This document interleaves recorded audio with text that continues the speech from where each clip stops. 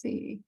Good afternoon. Welcome to this the presentation about sweet potato production and propagation. I want to start off by telling you a little bit about the Western SARE grant that we just received and the project overall. This presentation is put on by the WSU Regional Small Farms Program. The WSU Regional Small Farms Program serves Clallam, Jefferson, and Kitsap counties with the goal of helping the small to mid-sized farms solve challenges and create a positive food future for our region. Our team provides one-on-one technical support to farmers and coordinates educational and learning opportunities. This project is paid for by Western SARE, so we're grateful for their support.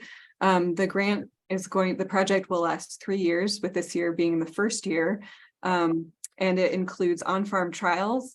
We're trialing wireworm resistant varieties of sweet potatoes and 2 common commercial varieties, just comparing those to see how they grow.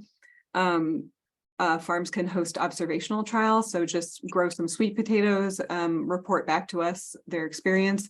And we have 2 farms hosting larger trials that involve doing blocks of 3 different varieties. In the second and third season, we may be able to add other varieties to the on-farm trials that have good traits that we think will be beneficial for farmers growing them in our region. This grant also includes on-station trials at the Mount Vernon WSU Research Station. Those trials will look at plant spacing to see how you get the best yields. They are going to be trialing different varieties, additional varieties to what we are doing on farm, and so that's where we're going to get our new varieties for the second and third year of the project if they show good promise in Mount Vernon. On the research station, they're also looking at wireworm resistance, and they're going to be hosting some advanced breeding lines that aren't available for on-farm trials because they haven't been released yet to the public. As part of the project, we're going to be offering a series of classes for the next 3 years. They'll be on basic sweet potato production, cultivation, curing at the end of the season, all things sweet potato. We'll have a field day at the Mount Vernon Research Station in the fall this year, and maybe field days on farms over the next 2 years, just to showcase the varieties that we're growing, so farmers can see how they grow and make a decision about whether they do well enough for them to be interested in growing them. Let's see, I think that's all. So with that, I want to introduce our speaker for today. Our speaker is Shrijana Shrestha. She's a graduate student at the WSU Mt. Vernon Research Station. She got her master's degree studying sweet potatoes, and it's her work that inspired these on-farm trials. She looked at productivity of different varieties and wireworm resistance. She's luckily staying at the research station for a few more years to study tea production, but meanwhile she's helping us out with this project until a new graduate student comes on board. I'm going to take this slide down so she can share her screen. So with the presentation, we'll save questions for the end. At the end, I'd also like to field questions about participating in the sweet potato trials, or if you have questions about this project in general. So save those for the end. And also please look for an evaluation at the end of this class. We need to report back to Western SARE to tell them what we're doing and who's attending our classes. So thanks so much. Shrijana, go ahead. Can you do you see my right slide? Okay. I'm gonna turn off my videos so that you can see. Okay, thank you so much, Laurel. Hello, everyone. My name is Shrijana Shrestha. I'm a PhD student at Washington State University, and I'm located here in Northwestern Washington Research and Extension Center here in Mount Vernon. And my advisor is Dr. Carol Miles, and she could not join us today because of our work schedule. And as Laurel mentioned, I have worked on sweet potato project for a couple of years now, since 2020 when I started my master's degree. And these are the pictures from our sweet potato field in Mount Vernon, Washington.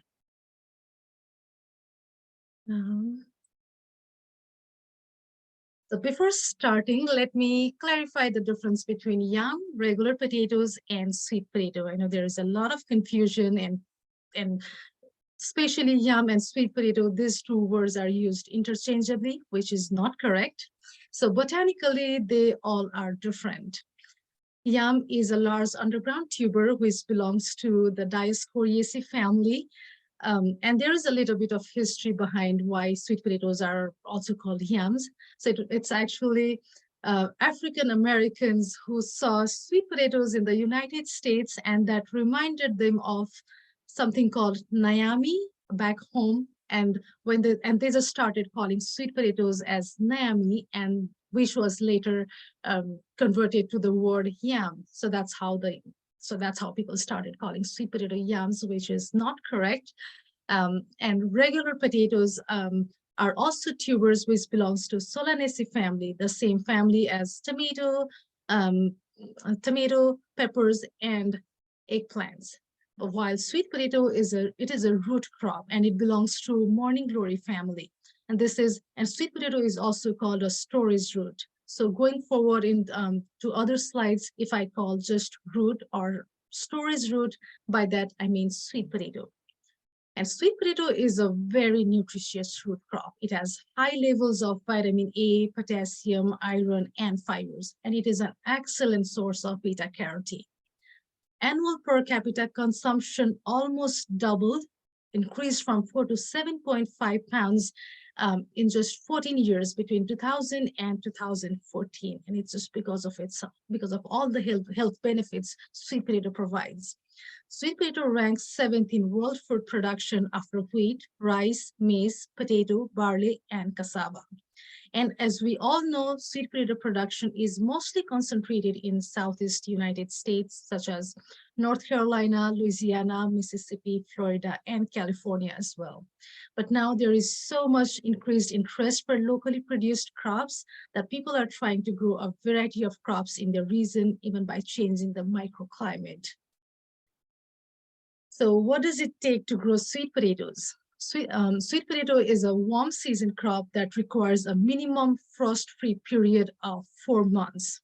So both air temperature and soil temperature affect storage root. So by that I mean sweet potato, the root formation and growth. So air temperature of 77 to 85 degree Fahrenheit and soil temperature of 65 to 85 degree Fahrenheit are considered the optimum temperature requirements for sweet potato production. So when you look at the soil temperature, 85 degree Fahrenheit seems quite high for our region, but we should at least meet the lower requirement. The soil temperature should be at least 65 degree Fahrenheit. And long day length favors storage root growth. And we get quite long day length in our summer, especially in June, July. It's about, I think we get about 16 hours day length in June and July, which is a plus point for sweet potato production in our region. And sweet potato grows well in sandy loam soil, which means light soil with 5.7.5 pH. So it's always good to get started with soil test before planting any crops. So the key steps for successful sweet potato production in Northwest Washington or Pacific Northwest are selection of a suitable cultivar, slip production, use of plastic mulch, curing, and storage. And we will discuss about each of these in detail in the coming slides. And the cost of buying slips is considered the single biggest expense for sweet potato production, but you can grow your own slips at your home. So what cultivars are suitable for our region? So we have relatively cool summer. So what do you think is the major consideration for us? Days to harvest. So we need to have early maturing or mid-maturing varieties that grow well in our region. So here is the list of cultivars that have 90 to 100 days to harvest or 101 to 115 days to harvest. So the cultivars with 90 to 100 days to harvest are early varieties, and the ones with 101 to 115 days to harvest are mid varieties. And both of these cultivars, early and mid varieties, work well for our region. So in our region, the planting window is about 4 months, June to September, about 120 days. But we don't get that heat as much as in South, so we really get less heat units. So the cultivars with 90 to 100 days to harvest are the most suitable ones, but from our research, we have also seen that the mid varieties like Covington, they also grow well in our region. So once you determine your variety, you need to have slips to grow sweet potato production. So sweet potatoes are propagated from slips or vine cuttings. Slips are the plants that sprout from sweet potatoes, as you can see in the picture here. So sweet potato propagation is quite different from the regular potatoes. So for regular potatoes, you actually plant the seed potatoes. But for sweet potato production, there is no any portion of sweet potato actually going to the field. It's only this plants or slips that goes to the field. So sweet potato varieties differ in their ability to produce slips. And one sweet potato root can produce about 10 to 20 slips, depending on how long you let it grow. So you can harvest the slips that are already grown here and still leave the sweet potatoes on the bed to sprout more, and it will just keep producing more and more slips. So first, you should start with selecting healthy roots as shown in the picture with no disease or insect damage or any other kind of bruises or damages, and it should be about 1.5 to 3 inches diameter. And then fill the tray with potting mix, and if the potting mix does not have any fertilizer, you can add some fertilizer, then warm the tray, and you can use heating mat for this purpose. Heating mat works really well to maintain the temperature, and temperature is the key to slip production. So air temperature of about 80 to 85 Fahrenheit is considered the optimum for slip production. So once the tray is warm, you can place roots in tray without touching, as you can see in the picture below here, and then lightly cover with the mix. And then slightly moisten the mix, and always remember not to overwater the sweet potatoes. And then you can cover the tray with clear plastic box or dome, but only partially, as you can see in the first picture here. So this helps to maintain temperature, humidity, and also ventilation, which is essential for successful slip production. And water the trays to keep the mix moist. Again, remember not to overwater, and sprouting usually begins in 2 to 3 weeks. So do not worry if you don't see anything for the first week or the second week. And then cut the vines when it's about 8 inches tall and has 5 leaves and strong stems. So while cutting, cut the vines 1 to 2 inches above the mix. As you can see in the picture here, it helps a lot to prevent diseases and insect transfer. And I'm going to talk more about this in the coming slides. And the number of slips required for planting depends on how much in-row spacing you want to maintain. So if you maintain 8 inches in-row spacing, you will need 30 slips per 20 feet, and for 20 inches in-row spacing, you will need 20 slips per 20 feet, and for 15 inches in-row spacing, you will need 16 slips per 20 feet. And once you have the slips, you can actually plant it directly to the ground, but most of the time people are concerned about putting the slips directly into the ground without roots. So even when I started first, I never thought of putting the slips, non-rooted slips, directly to the ground. So let me share some of my experiences, what I did for pre-rooting of slips. So so when I first started in 2020, so this is what I did, and this is what I knew. So I cut the slips and then put it in a jar containing water, and just in a few days, it will develop roots. And then and then I planted these slips to the ground. But by this process, poor root system is developed because there is no aeration. And and then I got to know that the first roots that actually develop from the slips, those are actually going to be the real sweet potatoes later. So if poor root system is developed in the beginning, it might affect your yield later. And then and then the next year I also tried planting the slips. So first I cut the slips and then planting it directly 4 inches pot, and that also helped in um, development of roots. But sweet potatoes are prone to root bound. So what I did, I just planted the slips in 4 inches pot, and actually I kept it for quite a long time that it was root bound, and it was just growing so well. And when I transplanted this, I was very happy because it looked almost a month ahead. But when I harvested, I got some of the roots like this, because these are the roots that later will form actual sweet potatoes. So if the roots become if the slips become root bound, there is a very high chance that you will mess up with the shapes of the sweet potatoes. And then I reached out to sweet potato breeders from North Carolina State University, and actually they suggested me not to do any of this.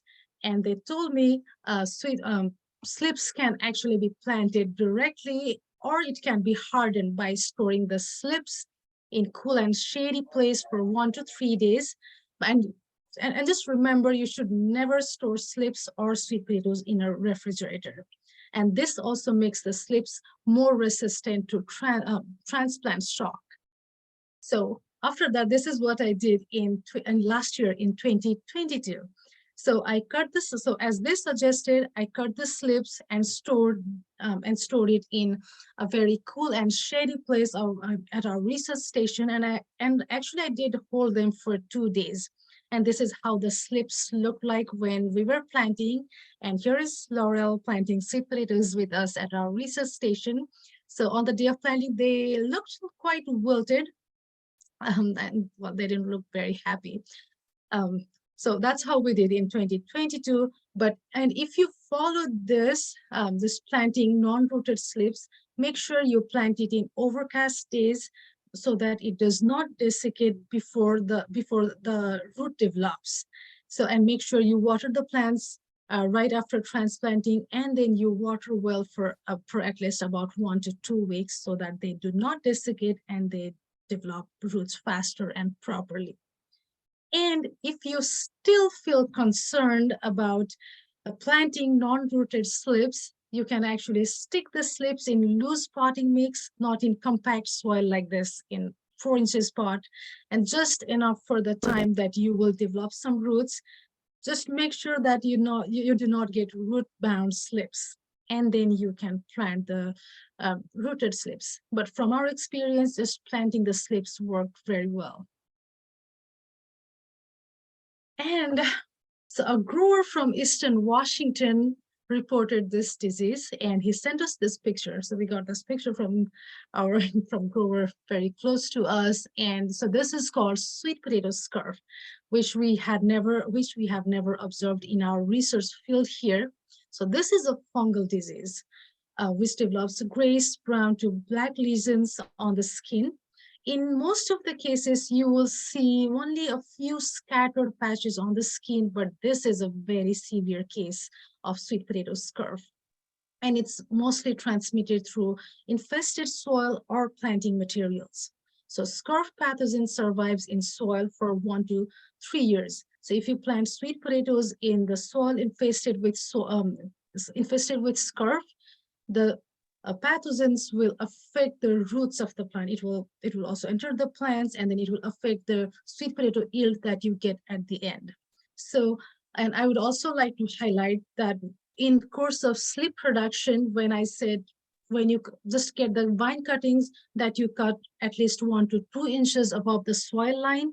So whatever potting mix or soil you use to produce slips, so cutting the vines above 1 to 2 inches makes it non-contaminated with the soil. So you just have to make sure that you don't get any soil which may or may not be contaminated into the slips. So that helps to prevent the transfer of diseases and insects into the planting materials or slips.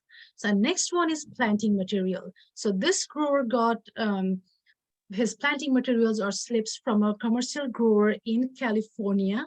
And to the best of my knowledge, you don't get to see symptoms or any signs in the slips. But when he harvested the roots were like, the roots turned out to be like this. So, so what I think is those slips were actually produced from scurf damaged roots. So if the roots are damaged, the slips produced from those roots are scurf infested. And if you, when you plant those slips, the roots will also get damaged. So there are a few management practices that you can practice, like use of certified roots and use of vine cuttings. That means you cut the vines at least 1 to 2 inches above the soil line and just prevent contamination from other tools such as blades that you use to cut the slips or any other tools that you use in the field. And obviously you should plant in scurf-free soil to prevent this. So once you have your slips, either rooted or non-rooted, so you can transplant 3 to 4 weeks after frost-free date. So it's very sensitive to frost. So, and also make sure that the soil temperature is at least 60 to 65 Fahrenheit when you transplant. And you can apply about ½ pound of general purpose fertilizer for 20-feet row. But again, over fertilization, especially nitrogen, causes vigorous vine growth, but you will get lower yield. And use of plastic mulch helps to raise soil temperature, which sweet potato loves. And besides raising soil temperature, plastic mulch also helps to control weeds and maintain soil moisture. And you can maintain 8 inches in row spacing and 6 feet between row. And again, for irrigation, just keep the soil moist. And again, I'm repeating this over and over again because overwatering causes root rotting. And for weeding, you can do shallow cultivation as needed. So when the vines grow vigorous, it will control the weeds on its own. And you can start checking sweet potatoes after 80 days of planting, and you can harvest anytime you think the roots are adequately sized. But make sure you harvest before soil temperature drops below 55 Fahrenheit. So if you harvest after soil temperature drops below 55, you won't be able to store that well. That won't last long. So I'm repeating these temperatures, 55 and 60 or 65 for soil temperatures. So the minimum temperature is like 55 to 60. And it's always good to have sweet potatoes on the ground when soil temperature is at least about 65. So stop irrigation about 1 week prior to harvest, and you can also cut vines as you can see in the picture here. So before harvesting, we usually cut our vines a few days earlier. It just makes your job easier to harvest, and that actually also helps to set the skin.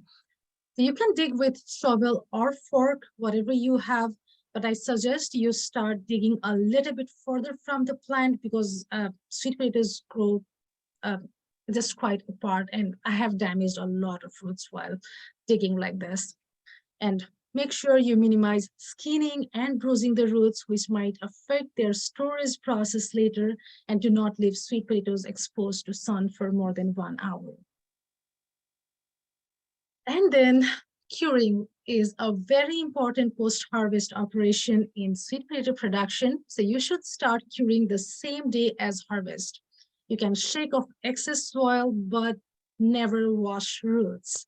So curing is a process that sets the skin, heals wounds and bruises, and enhances flavor. So it's during the time of curing when starch gets converted to sugars and roots become firmer. after curing. So the ideal conditions for curing are 80 to 90 degree Fahrenheit temperature, 85 to 90% humidity, but no water condensation on roots, proper ventilation. And if you are able to maintain these conditions, sweet potatoes can be cured in only 7 to 10 days. And this is very hard to maintain at home conditions. And even at our research station, we don't have very sophisticated infrastructure or any tools to maintain these conditions. So this is the picture how we cure our sweet potatoes in our research station. So we just use PVC pipes to make a chamber, and we use this clear plastic.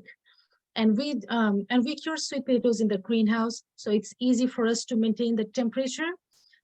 So we put sweet potatoes in black crates that has holes, so it helps with ventilation. And then I cover with a paper so that the water condensed on the top does not fall and does not get to the roots.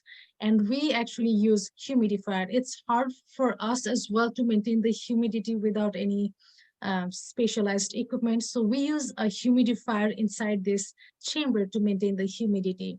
So we are good to maintain about 80 Fahrenheit temperature, but humidity, we also can only maintain about 70% humidity. I think that's the most we have got. And it also takes a little bit longer for us to cure sweet potatoes. It takes about 2 weeks for us to cure sweet potatoes. So if you don't have any specialized equipment, it's perfectly fine to cure like this at your home conditions.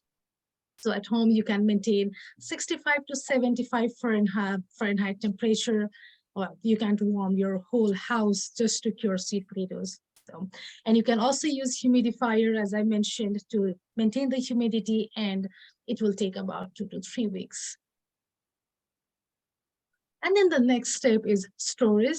So again, for storage, there are specific conditions. So you can store sweet potatoes in 55 to 60 Fahrenheit temperature, 75 to 80% humidity, and it should be stored in the dark. So 55 to 60 is a very specific temperature requirement for storing sweet potatoes, because below 55, sweet potatoes will have chilling injury. So it will be damaged, there will be water-soaked lesions, and it can't store well.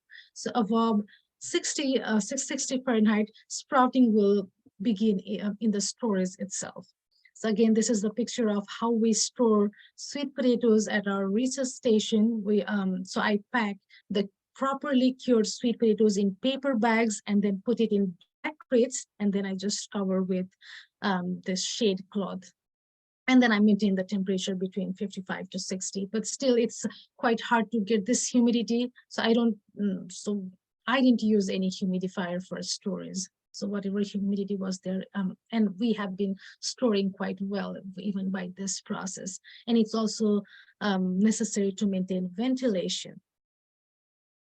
Again, at home, you can use plastic crates, or you can even store in garage. So this is the picture my advisor sent me, how she has been storing like potatoes and sweet potatoes, and she told me like it has worked well for her as well. But again, I'm highlighting this: never store sweet potatoes or sweet potato slips in a refrigerator, because refrigerator temperature is way less than 55, and that affects and that damages sweet potatoes. And properly cured, so if you store properly cured sweet potatoes, it will even last for 6 months or more. So wireworms, I believe this is a major pest threat for us here in Northwestern Washington. And the unpredictable nature of wireworm makes us very hard to control sweet potatoes. So it can appear in a field in 1 year, and then it may not appear for next few years, or it can be seen in one part of the field in 1 year, and then another part of the field in other years. So it's very unpredictable, and even there are not a lot of chemical control methods that have been very effective, and we tend not to go chemical method as well.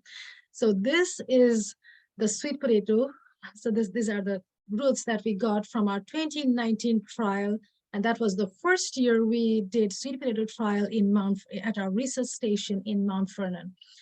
And none of the roots were in good condition. Like, it was covered with wireworm holes almost completely. And that's when we decided, okay, now let's do wireworm resistant trials. And actually after that year, we have not really seen this much infestation of wireworm.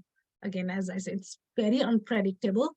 And after 2019, so starting 2020, we have been testing wireworm resistant entries that are productive in Northwest Washington. And this is one of the entries that we have tested, and does not show wireworm infestation like this. So I think this shows that these entries are wireworm resistant, but also we have not really seen so much wireworm as 2019. So, and this is a glimpse of a sweet potato experiment at our research center here in Mount Vernon. So this is from our last year, 2022. We did planting on 1st June 2022. So it's just non-rooted slips directly planted on the ground, and this is how it looked. And the varieties we included in our trial were Covington, Beauregard, and I think 6 other wireworm resistant entries. And we grew sweet potatoes using plastic molds that helped us raise soil temperature. We maintained 8 inches in row spacing and 6 feet between rows. And here you can see the yield of 8 different varieties or breeding lines. And we harvested on 25th September 2022, and the average yield was 4 to 5 pounds per plant. So we had a pretty good yield last year. And thank you. So this is all. And if you have any questions, I'm happy to discuss. Okay. Yeah. Thank you, Shrijana. So let's see, I'm going to check the chat box to see if what questions we have here.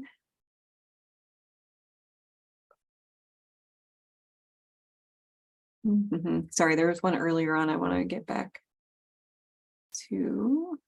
There was somebody who asked if sweet potatoes can be toxic to livestock or any part of the plant. Do you know anything about that? Oh, no, it is not. Actually, all parts of sweet potatoes have been used, and it's not toxic at all to any livestock. You know, deer loves sweet potatoes, as you said in one of the farms. So it's not toxic, and even sweet potato greens are very nutritious. And we recently came to know that people have been growing and eating sweet potato greens, which is very nutritious. So to the best of my knowledge, it's not toxic at all to livestock. Yeah, I was going to add to that. I just found the question. It was actually about seeds. And so we can find out more information on that. But sweet potato greens have actually been traditionally used as animal fodder in some places. And then as Shrijana mentioned, the greens are edible, and they're a common green in the Southeast. And so part of our trials are also going to look at producing greens for the market as well. Okay, let's see, more questions. Cindy says, so one slip gives one set of potatoes. Is that right? So by one set, you mean like one sweet potato? Or well, maybe you can just, well, I guess the picture on your thank you slide kind of shows what you get from one slip, right? Yes. So it's not, so we plant one slip and it gives, so let me show you here. So our average yield that I said per plant was 4 to 5 pounds, and that's from one slip. So so if you use one sweet potato root for slip production, you can get tens of slips. And when you plant one slip, you will get a lot of fruits, like at least 3, 4, 5, and it will just differ. So for us, the average yield was 4 to 5 pounds per plant. So per plant is per plant means per slip. That was the originally planted. Okay, thank you. Diane asks, do you recommend hooping and covering with plastic right after putting the slips out in the field? So for what purpose actually? So this is something we have not done. So I think I read somewhere people were covering with shade cloth or something to actually protect from livestock like deers, but we don't really need that. But if you plant like quite early in the season when the temperature may not be very appropriate, you might go so you might actually cover with the plastic or even the shade cloth to maintain the temperature, but this is not really necessary if you plant it in the right time. Thank you. And also, I just want to mention, and Shrijana can elaborate on it as well, that in the trials at the research station and also the ones we did last year, the sweet potatoes were grown using black plastic mulch. They used a thinner mulch. The farm that I pictured in my first slide, they used old silage tarp that was recycled. But there have been some successful growers in Kitsap County who haven't used any mulch or other soil warming techniques at all. They just grow them in bare soil, not in a hoop house or anything. So that's kind of something we'd like to look at and get information back from farmers on how they're successful. That's quite interesting to me as well. Because, so again, in our 2019 trial, we had biodegradable mulch, polyethylene mulch, and bare ground, and there was so much difference in yield and even the plant growth between mulches and bare ground. So that's quite interesting to hear that. Yeah. Thanks. There's just one farmer I've talked to that doesn't grow on plastic mulch, but so anyway, well, it'll be interesting to have more folks report back on their experiences. Okay, there's a question. Have you seen any difference in production if you grew in raised beds versus directly in the ground? So we have not tested, but I would prefer and recommend raised beds because that also helps to drain water. And because it's very easy to get waterlogged conditions in our region here, and having raised beds also helps with proper drainage, and having just waterlogged condition it might cause rotting of the roots. So I would just go with raised beds. Okay. Kelly asks, how do you harvest sweet potatoes? Do you cut or remove the vines? It's about harvesting. Yep. So we can do both. Like cutting or removing, it does not matter. You just have to get the vines off the hill. So sometimes so based on my experience, so it's actually easy to cut than just pulling. That needs a lot of energy and labor, but cutting was way easier for us based on my experience, but we can do both.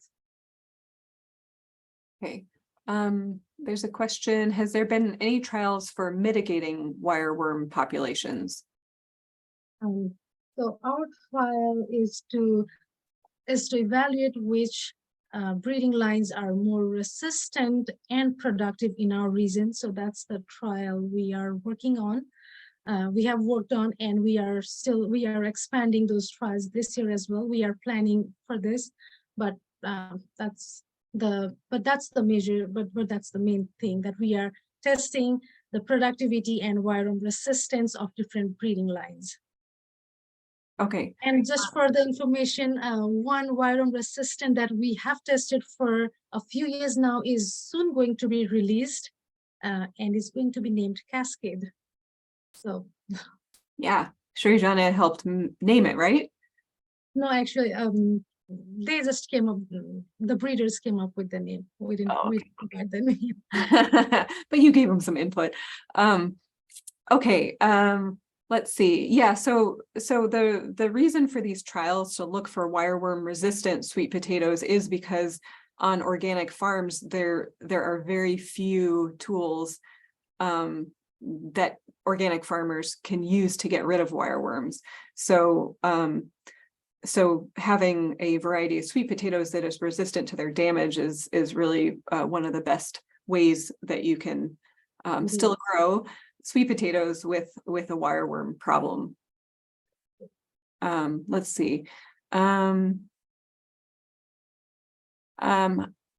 Are the varieties a very Bayou and Bell and New Orleans or Orleans, excuse me, wireworm resistant? Those were the other varieties listed in your chart. Sorry, I'm also looking at the so sorry. Can you please repeat? Bible audience. What was that? Yeah, the other varieties that you mentioned, a very Bayou, Bell, and yeah, Orleans. Are these ones also wireworm resistant varieties? Unfortunately, most of the commercial varieties are not wireworm resistant. Okay. Somebody, let's see, there was a question about the financial commitment for the trials, and I can get to that later. I just want to give folks a question to ask production questions first. Where do you purchase these varieties is a question. So in Washington, I have not really heard of any suppliers, but in California, there are suppliers. And so first, when we started our trial, we got the plants, the slips from North Carolina, which was a disaster because it took like 3 to 4 days in shipping, and they did not really arrive in a very good condition. But after that, we have been getting roots from North Carolina, but I'm sure there are suppliers in California down as well, which will be closer to us if you want to plant slips. So so Shrijana, correct me if I'm wrong, there are some other suppliers there's various suppliers of sweet potato slips, but they often only have 1 or 2 varieties available. So you just have to search around if you're looking for a specific variety. Do you know suppliers that have more than just a few available? Actually, I will have to look at this, and I can get back to you on this later. Okay. Okay. Okay. Next question is, can you grow sweet potatoes in a high tunnel? Yep. Because I think temperature will be higher in the high tunnel, so that should help to some extent to the sweet potatoes in high tunnel. Yeah, I think that what goes into that is more so it's a high value real estate on the farm, so you decide what is best to put in there. Let's see, what kind of irrigation do you recommend? So if you use plastic mulch, drip irrigation is the way to go, because I think that's how they go well together. Plastic mulch and drip irrigation. And in some trials, which are not published yet, but some trials in Eastern Washington, I have heard of sprinkler irrigation because that helps to maintain humidity as well. But just manually watering or drip irrigation should help. That's what we have been doing, and it's doing well for us. That's what I would go with.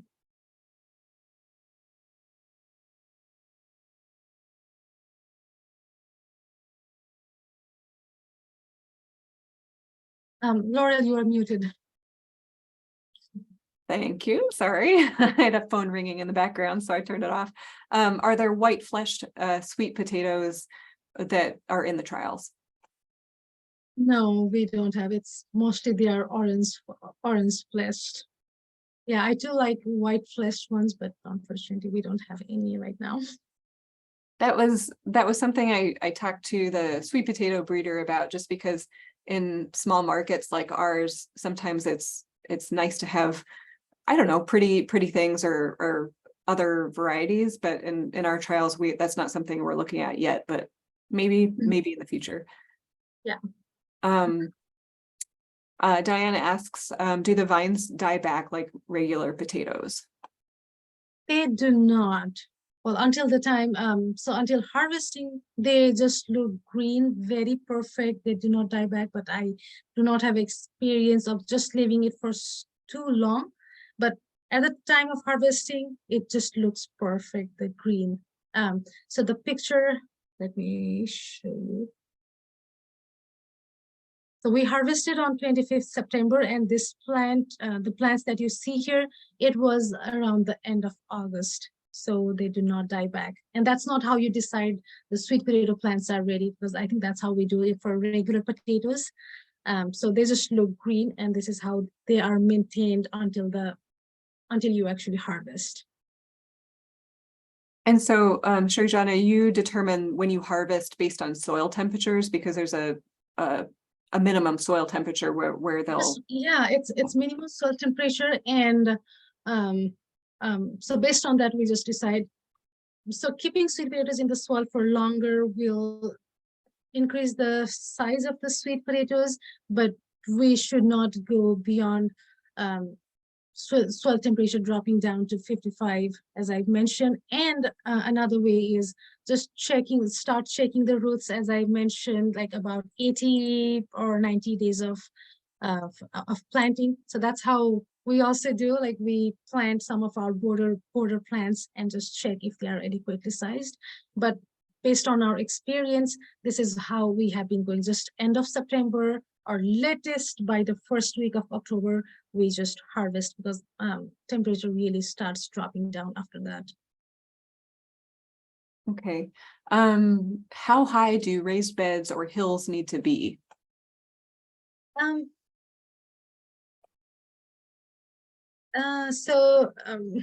Okay, I don't think it's very particular, but when we build beds, I think it's about 8 to 12 inches high. But I don't have any specific numbers for that. Okay. Dana says, I've had the experience of some sweet potato plants not flowering, but still yielding roots. What role does flowering play in the sweet potato life cycle? So we have trialed 8 different varieties, and it's not that with every variety I see flowers. I don't see the role of, actually, it just looks pretty to me, but I don't really see any role of flowers in sweet potato yield. I have not seen flowers with all types of varieties that we have trialed in our research. So I don't think that really matters, as long as you get the yield. Okay. Yeah, so it's not like regular potatoes where you're looking for bloom and then after bloom. Mm-hmm. No, it's not like that. Okay. Okay, Leilani suggests that wireworm resistant varieties and predatory nematodes might create a better chance of flawless tubers. So that'd be an interesting thing to look at. Shrijana, do you have any experience with nematodes? Actually, not with sweet potatoes, because I was also working on grafted melons, cantaloupes, and we had some wireworm problems. For sweet potatoes, we wanted our wireworms, but we didn't really get so much. And for melons, we didn't want wireworms, and there were some, and we actually did nematodes, those predatory nematodes, and I think that was quite effective, but I don't really have a lot of experience, but I just remember using that one time as a control method for wireworm. Okay, so worth a try. Tammy, let's see. Okay, Tammy's asking more about the trial. Okay, are there any other questions about production or anything for Shrijana? I think Laurel, I think we missed one question. Okay, go for it. Have you tried the purple sweet potato in your trials? Well, I would love to, but I have not tried. I think those are Japanese varieties, and there are so many varieties I have seen sweet potatoes, but no, we have not tried that yet. Yeah, they're so beautiful. So I don't know, maybe we'll be able to get them in, but we'll see.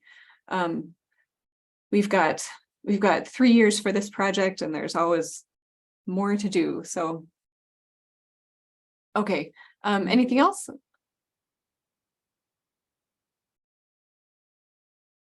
All right.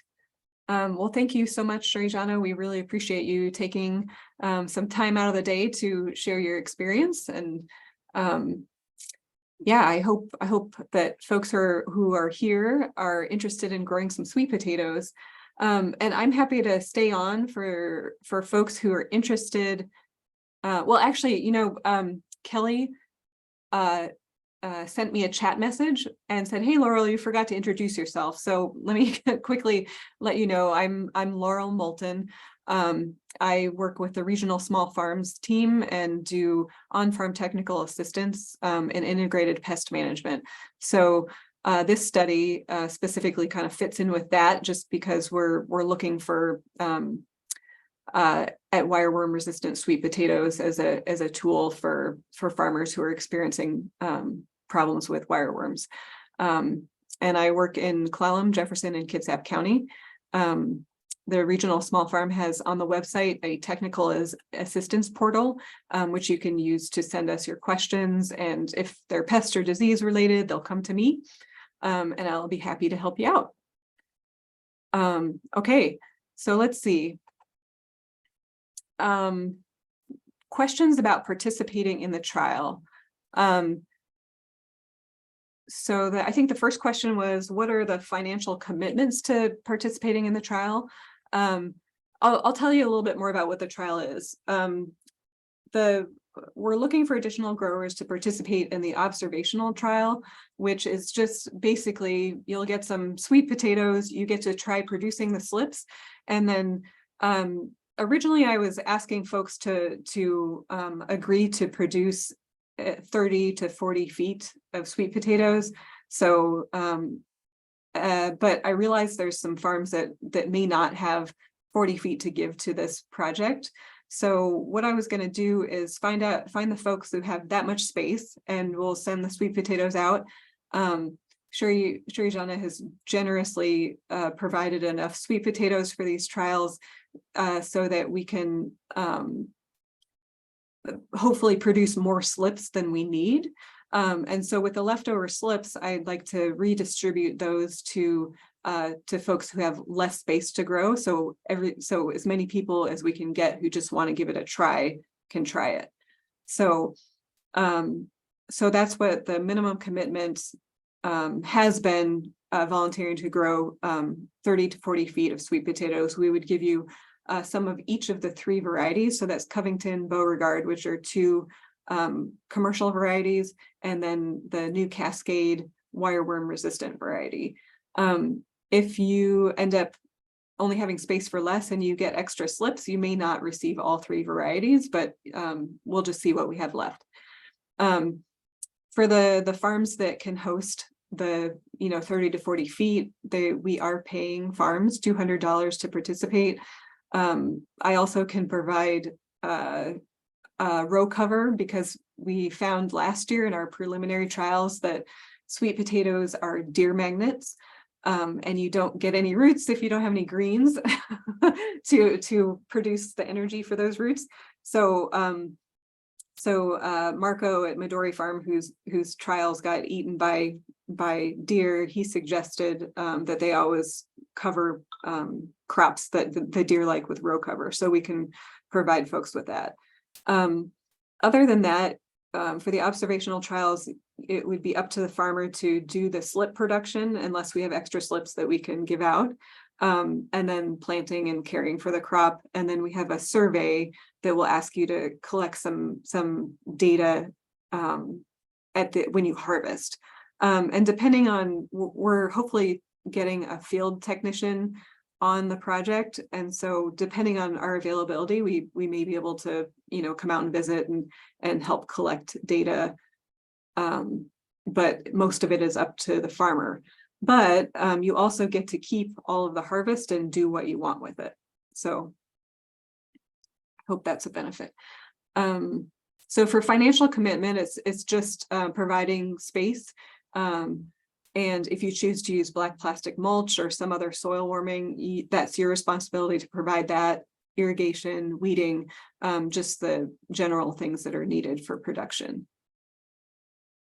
So, okay, were there other questions about the trial that folks have? How do we sign up? Oh, right. And Kelly, thank you, Kelly. Kelly just put in the chat box that we have an evaluation for this class, and we would appreciate your feedback on that. So we can report back to Western SARE, and also so they know who we're reaching and if you got anything out of the class. So please do that. We would love it. If you'd like to you can email me. I'll put my email. Sorry, I'm going to put my email in the chat box, so you can email me if you're interested in participating in the trial. I'm a little bit backlogged in my emails, and I have a number of folks who I need to reply to. So if there's enough plant material, we'll see how many people we can get in, but I may have to say no to some people if we get too many. So you can email me, putting my email in the chat box.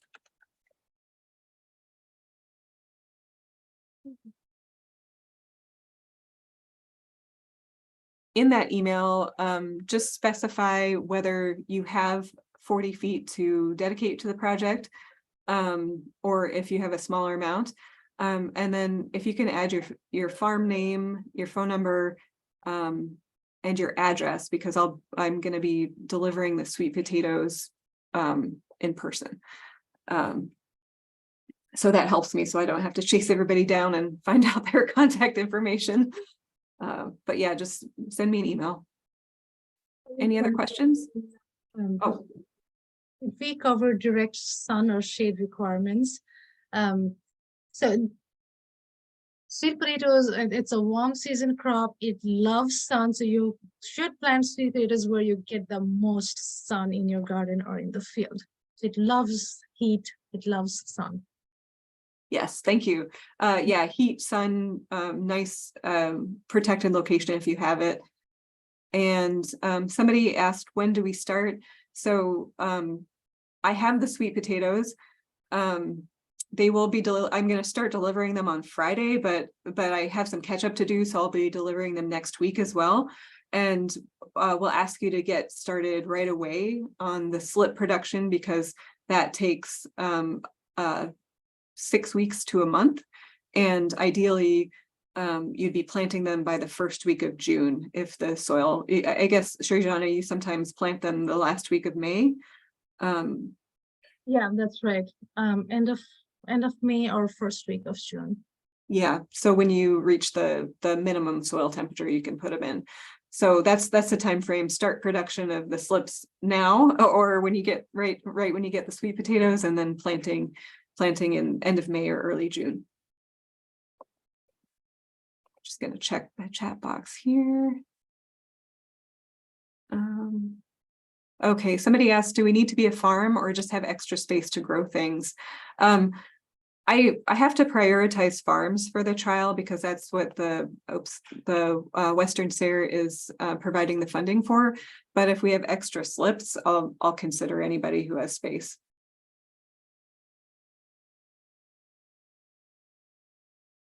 All right, well, if there's no more questions, thank you so much for joining us, and thank you to Shrijana for the presentation. Oh, okay, I see more questions. More questions. Okay. Could you use a soil temperature probe? That would be very helpful if you can use soil temperature probe to detect your soil temperature. That helps. Yeah. And then have you tried using wood chips for mulch instead of plastic mulch? Do you want to get there, or you want me to? We have not, but as my understanding and my knowledge, using wood chips as mulch will actually reduce the soil temperature. That's what I have known. And we have, Yes. we have the experience of using that. Yeah, and that's yes, wood chips will keep your soil cooler. So nope. At least not for sweet potatoes. Well, thank you so much, Laura, for putting this together, and thank you everyone for joining. Yeah, thank you, everybody. Have a good rest of your day.